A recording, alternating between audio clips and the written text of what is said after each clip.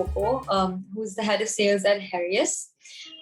Dr. Kopo spent most of his time with precious metals, after which joining Heraeus was one of the largest companies which focused on precious metal technology, where he established an alloy production line in Hong Kong to supply alloy products for the watch and the jewelry industry.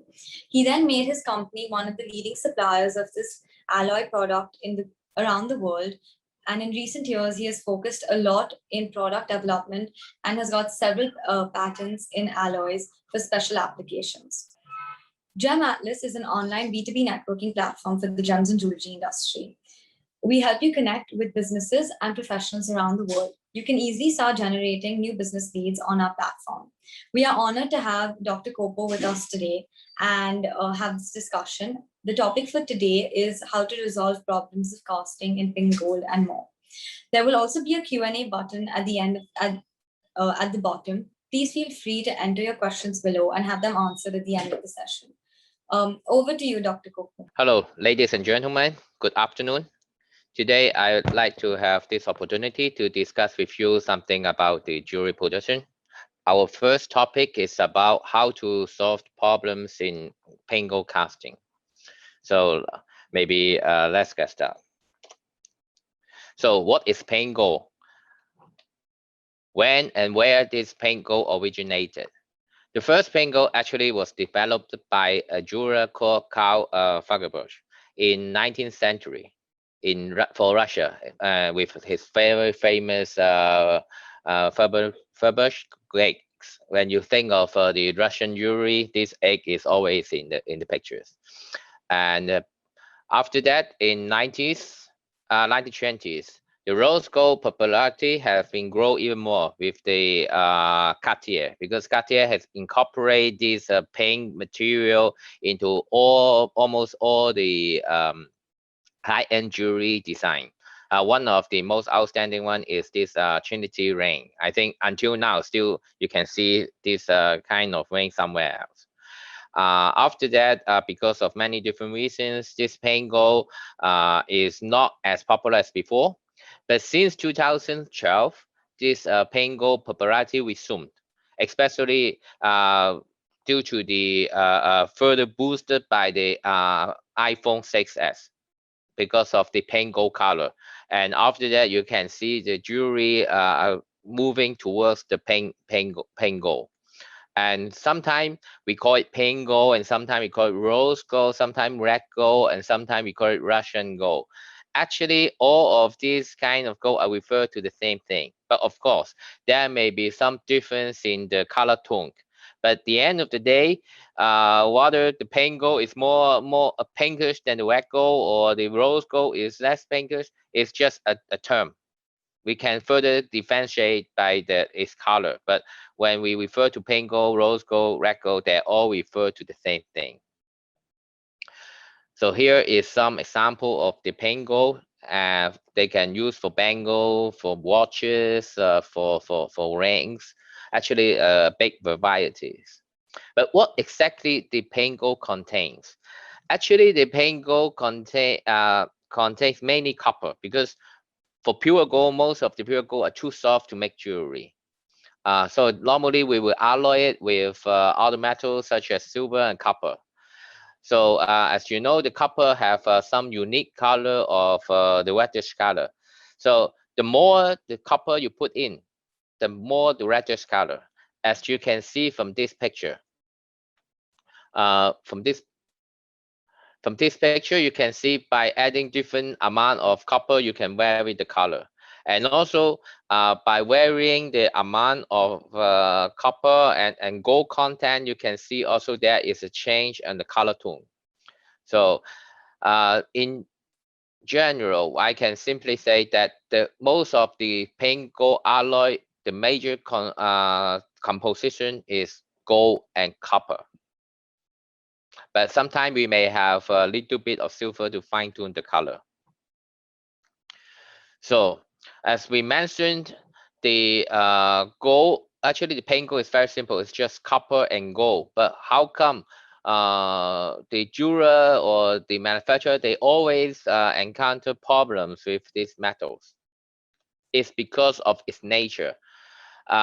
Here is the phase diagram of gold and copper. Actually, it can give you a very clear picture why this alloy always a problem.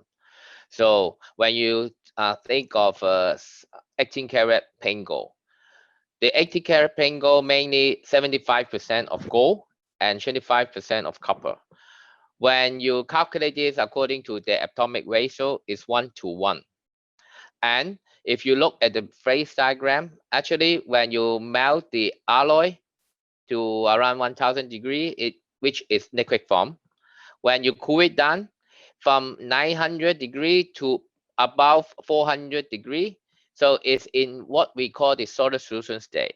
In this state, the alloy is still very ductile and it's just like the ordinary metals, so it can be bent and its structure is randomly oriented. But once the alloy start to cool down to 410 degree, then there is a very special process will occur. That is what we call the ordering process. And the metal atom itself, they will try to arrange themselves in a very ordinary way. This is what we call, another other word, we call it intermetallic formation. So they will form some compound which stoichiometrically containing 1:1 copper and gold. And actually this kind of intermetallics can also form when the ratio is 1:3, one gold and 3 copper. When it's formed, what is the consequence? Since they are randomly packed in the crystal lattice, but when this orderly process occur, then they become very orderly. So what is the outcome? So the outcome is it cracks. But why it cracks? Then we can look into the crystal structure. Normally for metal, it is very malleable. It can be deformed and it can be rolled down to wire, to plate, to sheet, to whatever. It can be very plastic. But what gives this special character is because of some what we call imperfection in the lattice. In the crystal lattice, you may have some alloy, some atoms are missing, and some they are randomly oriented. So is some imperfection in the crystal. So it allow room to allow the metal to slide. That means it can still deformed. But when this imperfection has been shifted until to here, they have become very orderly way. Since there is no room for them to move anymore, then it becomes very brittle and very hard.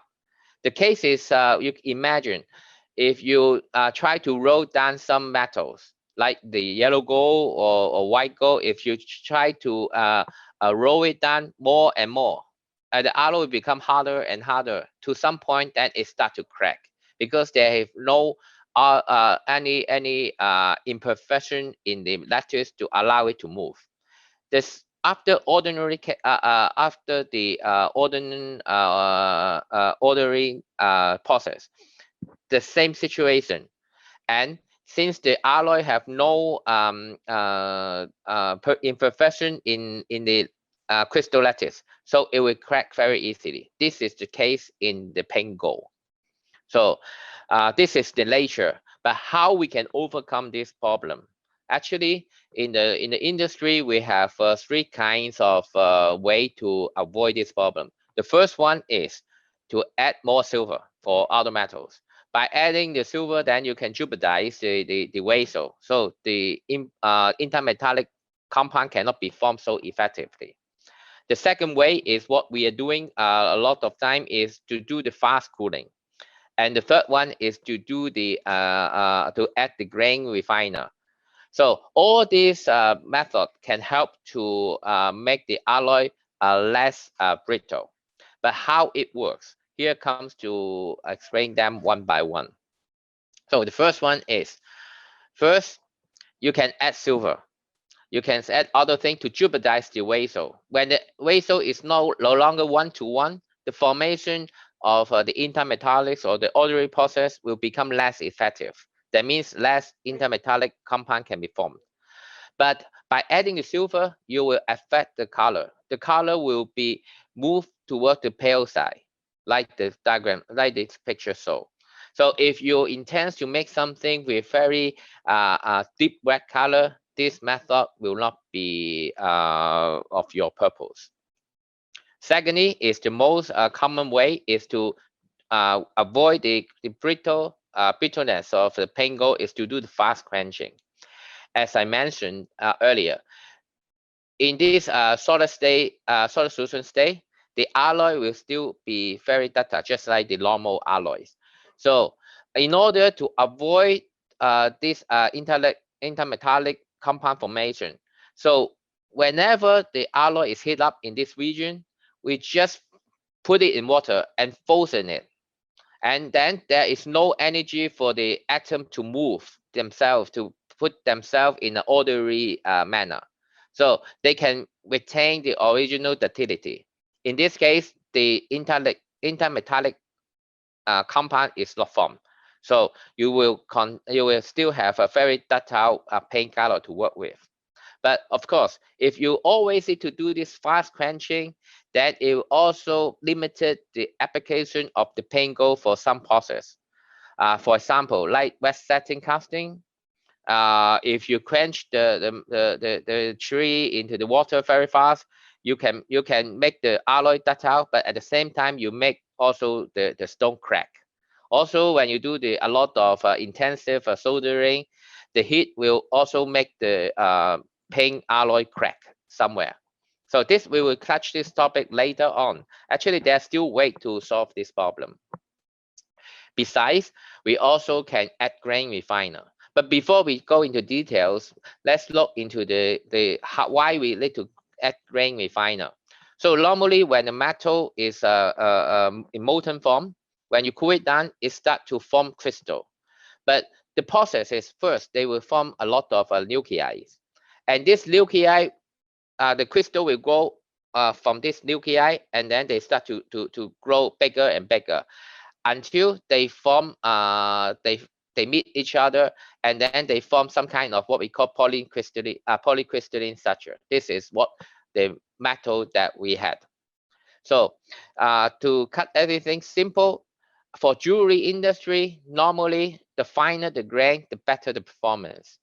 Because when you form this kind of intermetallic compound, if the grain is small, then you may have a little bit of the intermetallics here and a little bit from everywhere.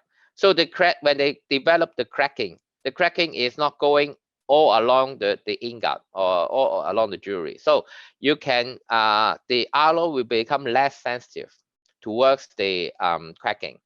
So like this one. And if you add the grain refiner, which can favor the nucleation process. So let's say these three pictures. This is the metallograph of the paint gold. The first one is without any grain refiner. Then you can see the grain size is very big. By adding the Kopo, that you will have a little bit smaller grain size. By adding iridium, it gives very good grain refiner. Imagine if you have some intermetallic form here, there, and the crack will not be easy to generate from here to there. So the cracking is suppressed. So this is the reason why we add this grain refiner into the paint gold. So actually, there are two kinds of grain refiner commonly add into the paint gold. One is the iridium. The iridium actually have a very high melting temperature of 2,400 something, but this iridium doesn't dissolve into the paint gold. So it's just like the pepper in the soup. So it provides the nuclear for the nucleation and to enhance the nucleation more than the crystal growth. So, and it gives very excellent performance in grain refining, especially for the paint gold and yellow gold. But unfortunately, this iridium, when you're trying to reuse this iridium may coagulate and form some kind of what we call hotspot on the alloy surface. And from also, especially in last 6 months, the iridium price have stood up a lot. Previously in last December 2020 is talking about 1,600 something, but right now the price is up to 6,300. So it is almost like 4 times more expensive just in 6 months. So and another one is Kopo. Kopo is also commonly used for pink gold, but the problem is this this Kopo, the grain refining performance is not so stable. It can be affected by many other factors. So the working window is very small. So that's why people normally more prefer to use the iridium. So with the right now, this is the situation. The iridium is expensive, but we have to add iridium in the pink gold. How we solve this problem? So is there any alternative we can replace this iridium? Actually, there are a lot of grain refiner we can test, but after a series of tests, we have 2 months of that test. We find out actually ruthenium can have a similar property like iridium, because they are falling in the similar. They are also PGM metals, and its price is much lower than ruthenium. So it's a very good candidate for that purpose. And in fact, it can give also the grain refining effect. But there is one drawback, quite a serious drawback, is the iridium, the ruthenium have the grain refining effect, but at the same time, it gives very serious hotspot problem, because the ruthenium, the density is much lower than the carat gold. So in this case, it tends to fall on the top, and it becomes this kind of a hotspot problem, as you can see from this slides.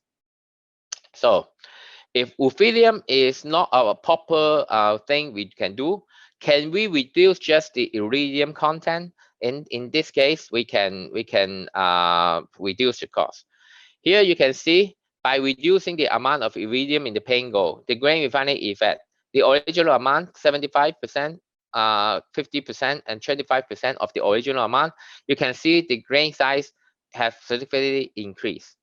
That means it lost its grain refining efficiency. So that means we can save the cost, but at the same time we lost these properties. So Heraeus, what we do is we develop a new pink alloy, which have the low iridium content, which is contain only 25 of the original amount. But at the same time, you can see this is the new recipe. This is the recipe with only iridium. So its grain size is very small. In a scarce state, the grain size is only 167. If without adding any grain refiner, is 652. And comparing with the original amount of iridium, is still less than half. And if in a new state, its grain size is even better than those with original amount of iridium. So this alloy actually helped to save a lot of costs. And at the same time, this one caused no hotspot problem, and no it can still be applicable for both a casting and machinery process. So if you have interest with this alloy, you can contact our colleague in India asking for further details. So here comes to some very common problem associated with the pink gold production. So just now we talk about the wet setting with pink gold. Is it something possible or not?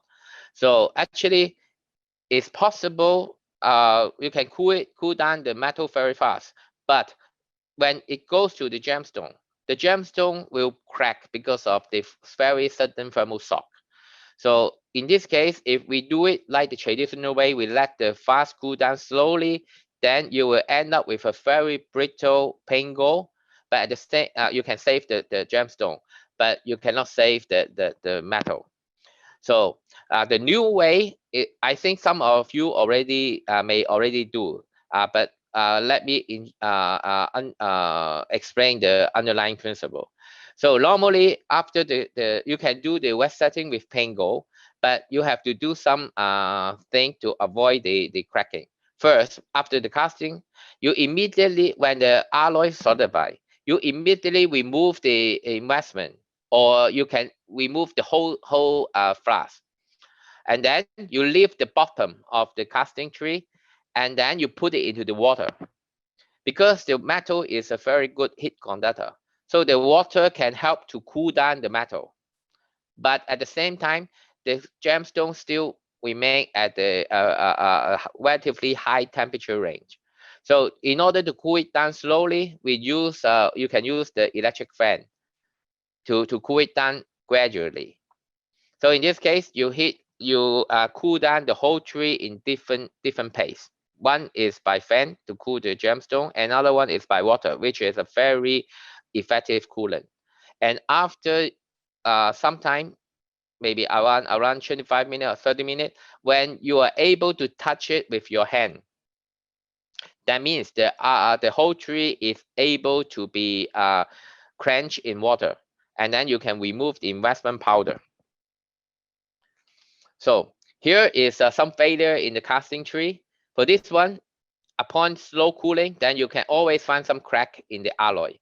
But if you cool it down too fast, then you will end up with some also cracking, but it's due to the tearing because of the sudden contraction of the alloy. So it tear the metal away. So by proper cooling, then you can actually make the casting tree with less.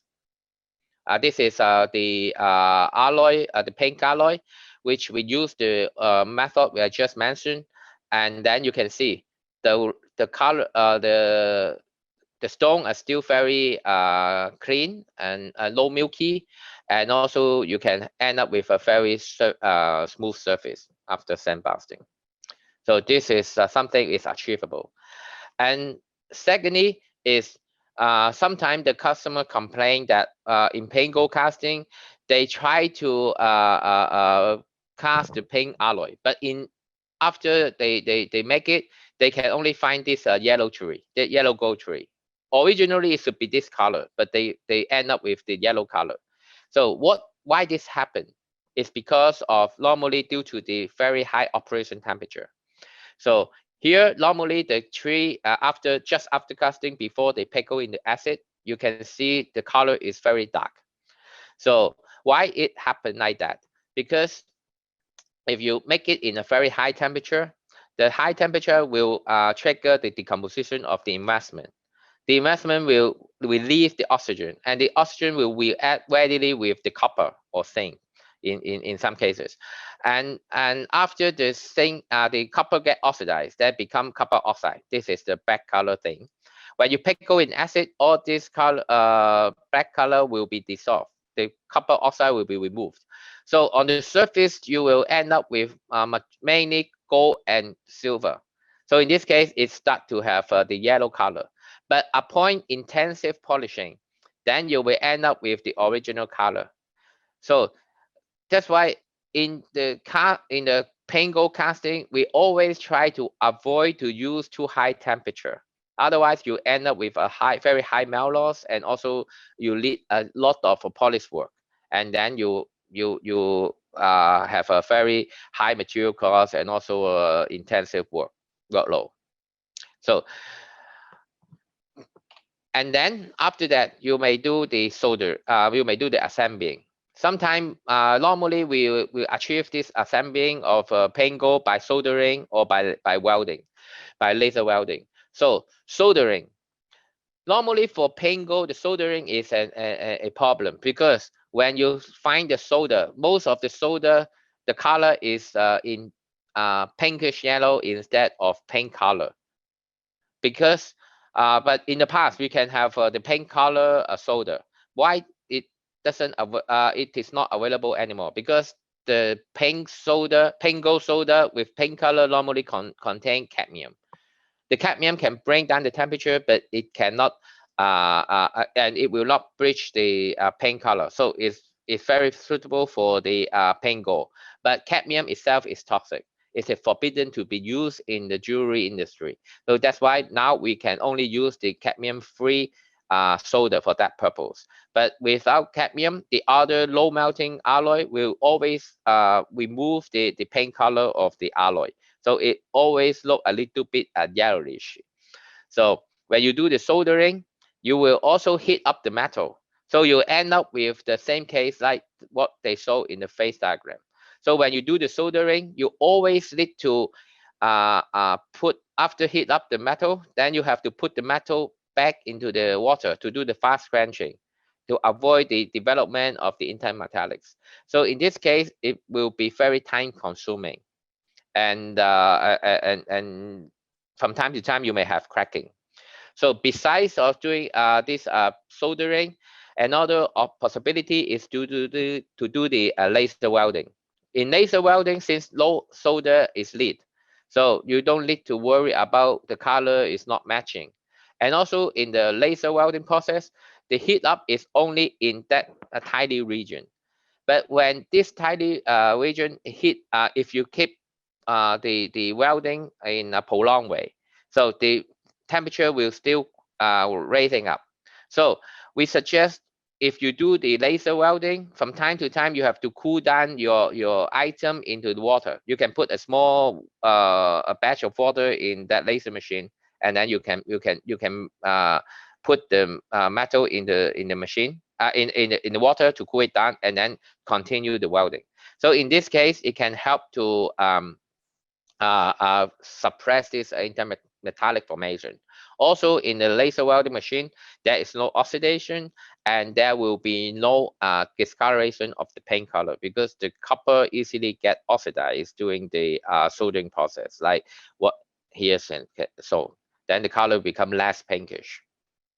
Okay, so here comes to the Q&A session. Do you have any questions about the presentation, or do you encounter any pink gold production problem? Just let me know. The first question is, it's very difficult to do the soldering work for pink gold jewelry. So it cracks easily, and sometimes the solder is not pink enough. So like what we said here, actually there are some solder which contain no cadmium, which is a bit yellowish instead of pinkish, but it's unavoidable because the cadmium is forbidden to be used. So whenever you use cadmium, then you will have another problem. So normally we will prefer to use the laser welding to do the assembling or resizing. It is more complicated, but this is working quite good with the pink gold. The second question is about the pink gold is easy to go tarnish. Easy to go tarnish. Is there any way to avoid this problem? Okay, so the pink gold alloy comparing with the white gold or comparing with yellow gold is relatively easier to go tarnish because of the high copper content. So actually there are many people, they will try to do some kind of plating to intensify the paint color. But in this case, it will make the situation worse, because in those paint gold plating, the content of the copper will be even higher. So it will make the whole alloy even more sensitive towards tarnish.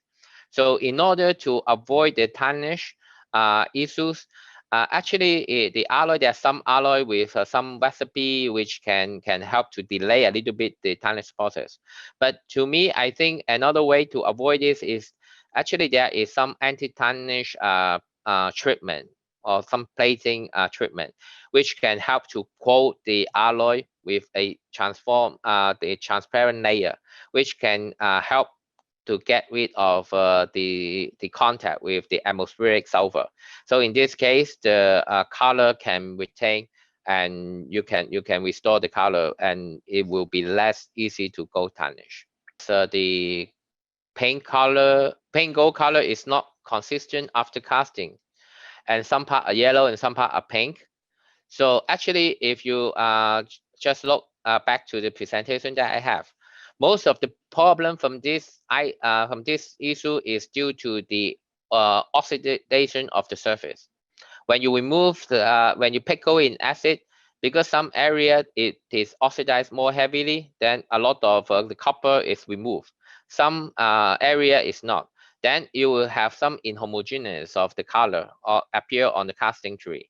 As long as you polish it intensively, this problem can be removed.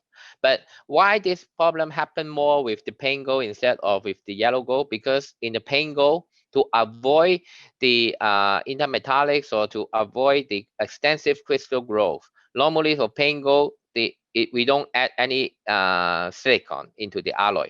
Without the silicon, this silicon itself is a kind of the oxidizer. So without silicon, then the alloy will be more sensitive towards the oxidation. So it's easier to have this kind of problem. So if you want to avoid this problem, try to reduce the operation temperature, especially the flash temperature. Then you can have a more homogeneous color. Okay, here is another answer, another question that is, what is the favorable temperature for pink gold casting? So actually the pink gold casting, if we look into the melting range of the pink gold alloy, it is around 900, a little bit more than 900, 920, 930, something like that. Depends on the amount of silver in the alloy. So normally, if you want to make a casting, we will add another 100 degree to make to ensure the fluidity. So normally, the best temperature for the casting temperature is around 1030 to 1050. But more important is the flash temperature. Whenever you use something with a very chunky design, we always use lower flash temperature. With finicky design, then we tends to increase more the flash temperature. But at the end of the day, the flash temperature should not be more than 700.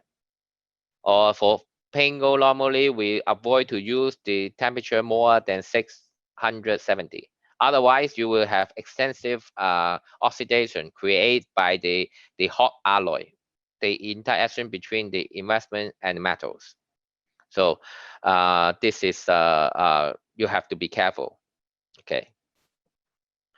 And then how to solder the wet set piece. Actually, this is we will prefer, if you do the wet set piece, we will prefer to do the laser welding instead of soldering, because when you do the soldering, you have to heat up the whole thing, and then it will be difficult to control, because you will end up with heating up. Sometimes you heat up also the gemstone. If you put it in water, then you may make the stone crack. Can I answer your questions? So the recommended time for quenching. So normally the metal, the pink gold casting, if you are not doing the wet setting, then the quenching temperature should be around 5 minutes, not more than 10 minutes. But you cannot quench it too fast. If too fast, that means the alloy inside may still be in molten form. If you just quench it so fast, then you will create a very high stress. It will tear the metal apart. Then the metal will be tear apart, and then you cause this cracking problem. So normally around 5 minutes, 5 to 7 minutes, it should be fine enough. So, and other questions is about the wire making. So normally the problem in making wire is that we will make the ingot. Either you make the ingot by batch casting, you cast batch by batch in the ingot, or you do the continuous casting. So if you make it batch by batch, then it's relatively easy. When you melt the alloy, after you make the ingot, you just pour the whole, just put the whole ingot into the water, and then the metal will be cooled down immediately. But if you do the continual casting, if you when the ingot going down, if you just let it cool down by the cooling by the air is not sufficient enough to cool it down. So in this case, we have to put some additional setup. We have to purge the ingot when it come out from the die. You have to purge it with the water. With the water, then the ingot can be cooled down as fast as possible. Then it can retain its ductility, and after that you can use it for drawing.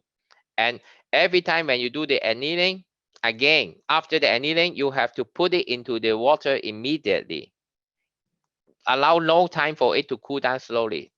As long as no intermetallic compound is formed, then the alloy will stay very soft. Okay. So another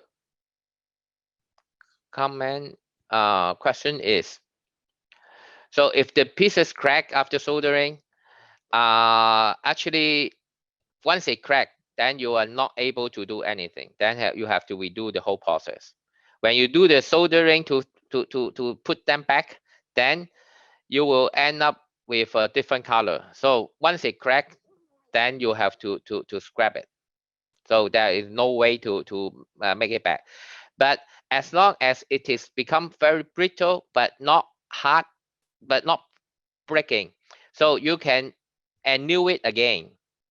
You can heat it up again up to around 600 degree or more than that, 6 to 650, and then you can quench it back into the water. In this case, sometimes the alloy can retain its ductility. Okay, how to prevent the diamond from soldering process? Normally is a bit tough. It depends on the position of your diamond. So normally, if you really need to solder the item with the diamond, we would like to normally we will try to wrap the stone part with some wet cotton or wet tissue.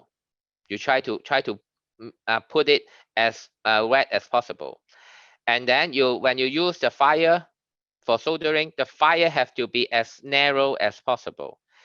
Then after you do the soldering, and then you and then you put immediately the rain or whatever into the water to cool it down. In this case, the diamond can be protected by the wet tissue because the water can absorb a lot of heat from it. There's some customer they encounter some problem in the jet porosity, like a spread dot after polishing.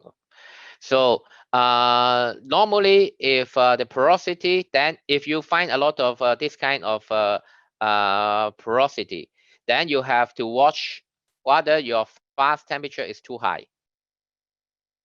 Okay, so if it is very high, then the decomposition of the investment, it can create some kind of a gas porosity, some air bubble into your alloy. So after polishing, you will always have this kind of porosity on the surface. Okay, so what type of casting machine is good? Bottom pouring or manual casting? Actually, bottom pouring and manual casting, it all depends on the temperature.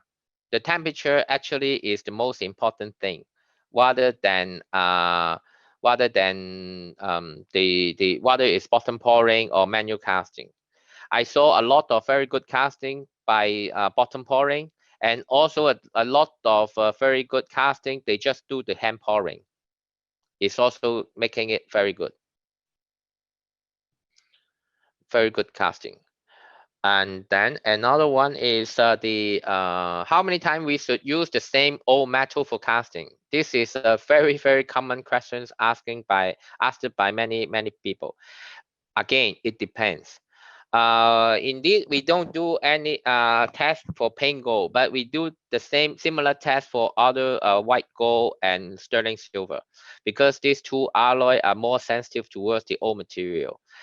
Most of the time, this problem, the old metal, why it cannot be used is because of this oxidation and also the contamination of the foreign particle. Most of the case is the investment powder. As long as you can remove the investment powder and also the oxide from the alloy, then it can be reused again and again. Okay, so how to remove it? Normally, for the oxide, it's very easy. You just pickle it into the acid, like sulfuric acid.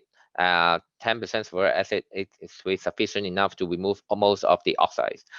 Besides, you can also, for the investment powder, normally we prefer after casting, after the tree, the stem of the casting tree, we use it.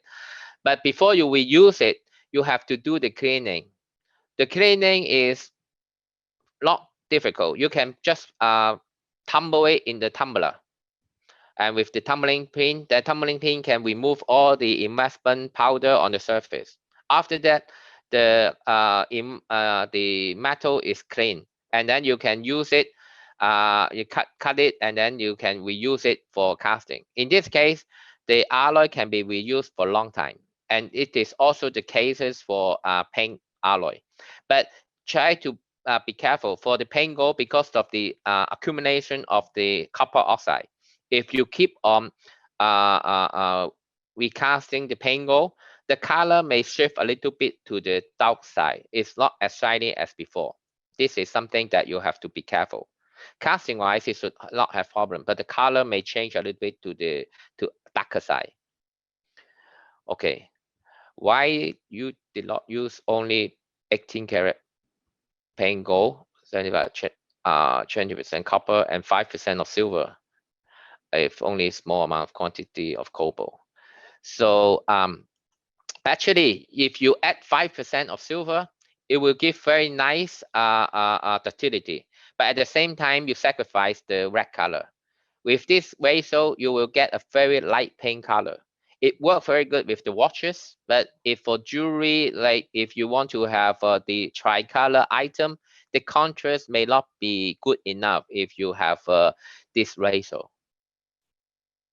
Okay, so that is another ratio of the use of the gold, the old gold.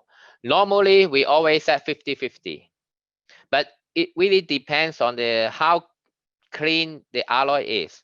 We do see some customer, they use only the 100% old material for casting, but still they can get very nice casting performance. But with only old material for casting, this is not recommended, but it's not something impossible. But the most important thing is the clean, how clean the alloy is. Every time when you do the casting, you have to remove all the investment powder on the surface. Don't think that this investment powder will always fall on the top. When I melt it, it will fall on the top. No, before they melt it on the top, they decompose and already create a lot of impurity in your melt. It caused a lot of the problem, like gas porosity problem. Okay.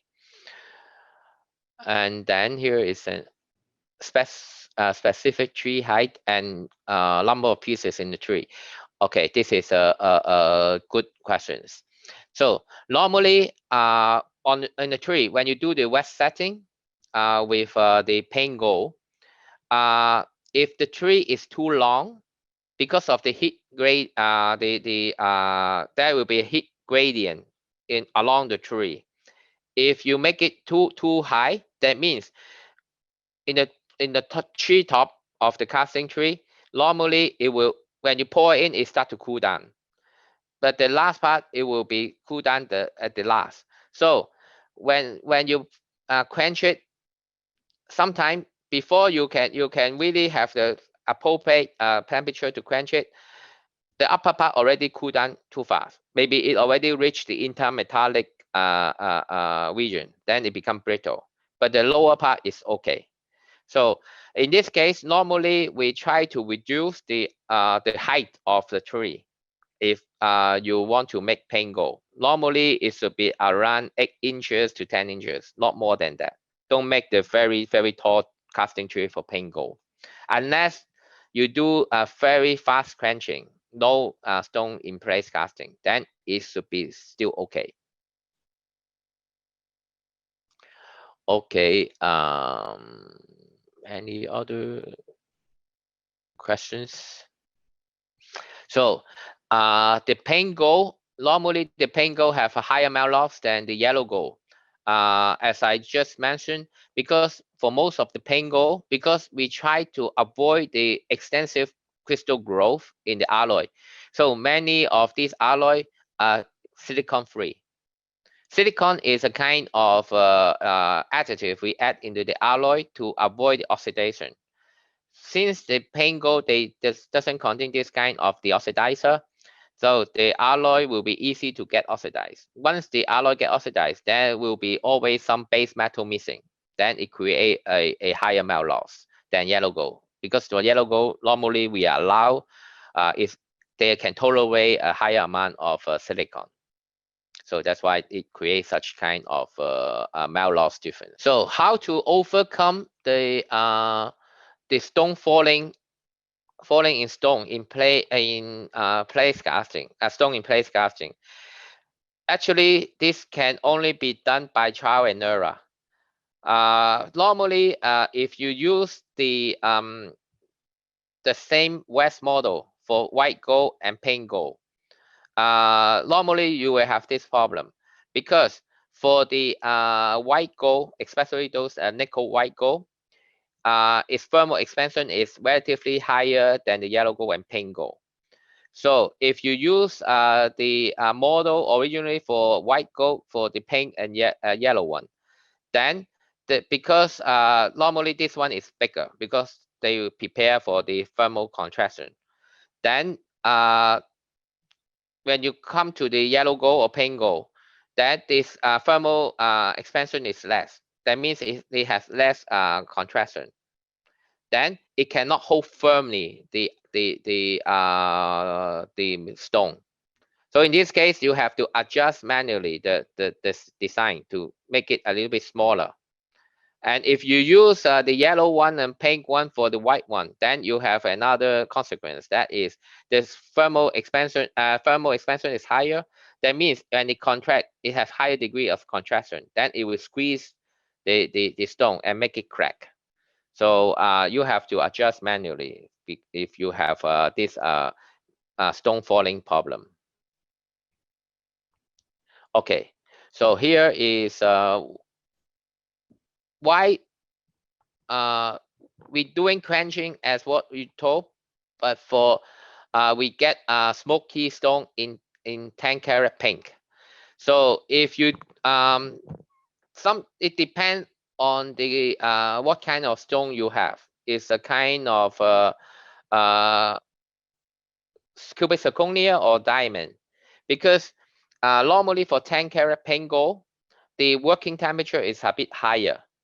So if the quality of the stone is not good, maybe it cannot be able to stand for the higher heat. So then the stone gets smoky. Okay. Which temperature the pink gold alloy melting? So the melting point is around 920 to 30, but the casting temperature it should be around 1020 to 1040, something like that. Okay.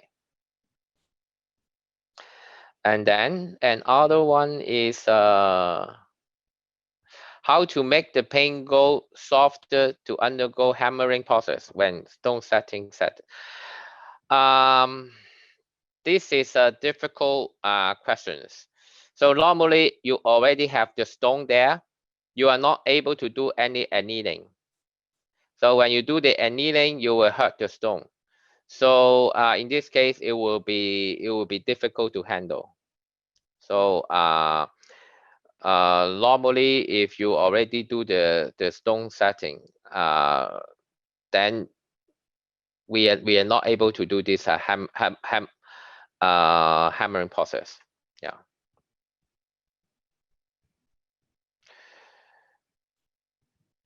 So for the soldering of the rose gold, normally we the problem is the soldering is just like the normal process, but what we do is we when you heat it up the metal, and when it heat up, then you first you put the solder into the edge, and then you start to heat it up, and when it reach the melting point, then the solder will fill up the space.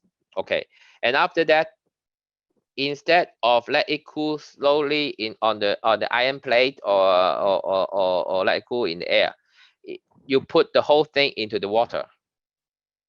Then you can quench it fast and to avoid the cracking. This is the general rate for pink gold. Okay, so what process we must do if we see porosity or roughness or month after polishing the surface?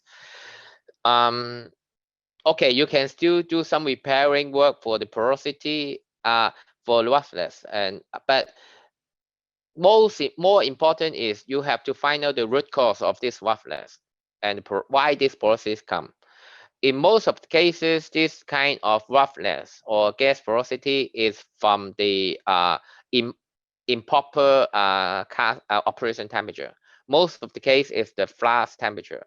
If the flash temperature is too high, because many of the jeweler, they are worried, oh, the alloy may not be able to fill up completely. Then they tend to use high operation temperature. In this case, you will favor the decomposition of the investment. Then a lot of the oxygen and also the sulfur dioxide will go into the alloy.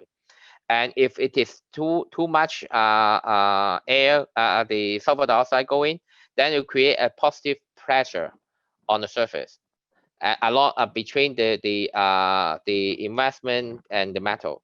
So this layer will avoid the fill up of the empty space. Then the crystalline structure will expose, and it causes such kind of a rough surface.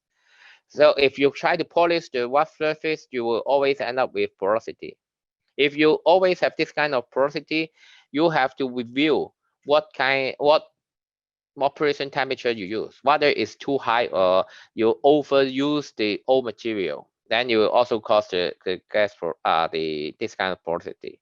It's better to solve the problem from the root rather than you solve the problem in the downstream. Okay, how to solve the blackness in diamond? Have powder inside the gold stuck. So normally this black color is due to the oxide formation. In the gold alloy like pink gold or yellow gold, this kind of blackness is due to the copper oxide most of the case. And you can pickle it in acid, but with a little bit tricky is you can impose it with the ultrasound cleaner. You put the beaker with the acid and alloy and the jewelry with the black color. Then you put the acid and then you put the whole beaker into the ultrasound cleaner. Then this ultrasound can help the acid to penetrate into those small grooves to help to dissolve the oxide. It works sometimes, but it depends.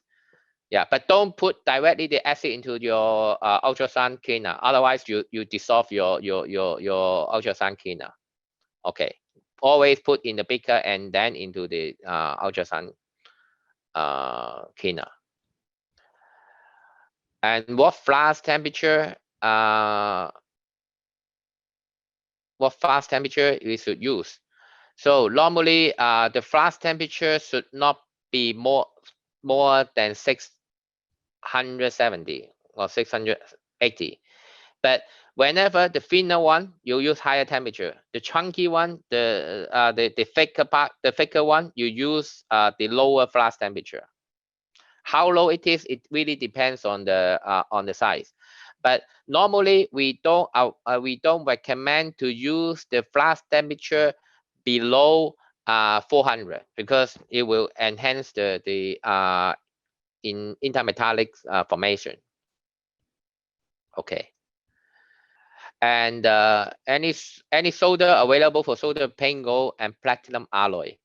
So normally for the pink gold, like what I said, we do have the solder, also the master alloy for the solder for pink gold. But at the end of the day, the color is close to pink color, but still is a little bit yellowish. So for platinum alloy, there are many different kind of solders. But normally, a lot of people, they just use 18 karat white gold as a solder for the platinum, the palladium-based white gold. So this one, we are facing problem how to avoid the avoid or reduce pink gold loss during the annealing.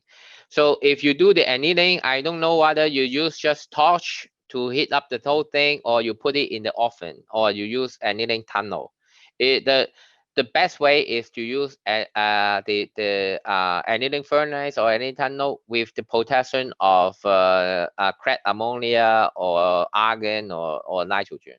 This can help to avoid the oxidation, because the melt loss during annealing is always due to the oxidation of the copper. If you can avoid this oxidation of copper, then you can reduce the melt loss. That reduce the annealing loss. For making pink gold with 22 karat, yes, you can do it.